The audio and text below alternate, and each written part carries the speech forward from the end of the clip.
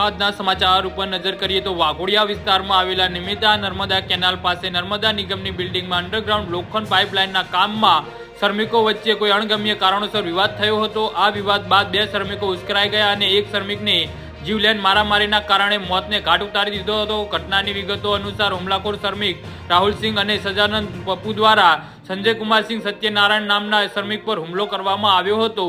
હુમલાખોરોએ ભોગ બનનારના માથા અને શરીરના ભાગે ગંભીર ઇજાઓ પહોંચાડી હતી, જેના પરિણામે શ્રમિકનું મોત થયું છે। પોલીસને જાણ કરવામાં આવી હતી અને ઝડપી કાર્યવાહી કરતા પોલીસ ટીમ ઘટના સ્થળે પહોંચી ગઈ હતી અને રાહુલસિંહ અને સદાનંદ પપ્પુને ગણતરીના કલાકોમાં પકડ્યા અને હવે આ મામલે કાયદેસરની કાર્યવાહી શરૂ કરી છે।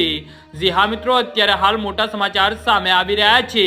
તો મિત્રો, સમાચારમાં વધુ વિગતવાર વાત કરીએ તો પોલીસને આ ઘટનાની જાણ થતાં તરત જ સ્થાનિક પોલીસ ટીમ ઘટના સ્થળે પહોંચી ગઈ અને ઝડપી કાર્યવાહી કરી તેને ઘરના નજીકના વિસ્તારમાં તમામ પુરાવા એકત્રિત કર્યા અને હુમલાખોરને શોધી કાઢી રાહુલસિંહ અને સદાનંદ પપ્પુની ગણતરીના કલાકોમાં ધરપકડ કરવામાં આવી છે।